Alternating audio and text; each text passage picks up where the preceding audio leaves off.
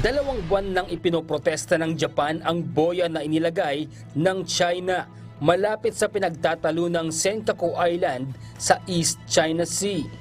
Giit ng Japan, nasa loob na ng kanilang exclusive economic zone ang boya, kaya labag ito sa international laws.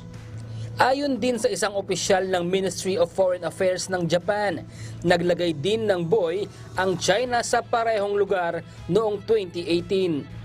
Kamakailan nagkaroon din ng issue ang Japan at China dahil sa ligtas na paglalabas ng tubig mula sa Fukushima Nuclear Power Plant sa Japan papunta sa dagat Pasipiko. Dahil dito, pinagbawalan ng China ang lahat ng seafood imports galing sa Japan. Bradley Robuza, UNTV News and Rescue. Diyos ang aming sandigan, serbisyo publiko ang aming pinahahalagahan.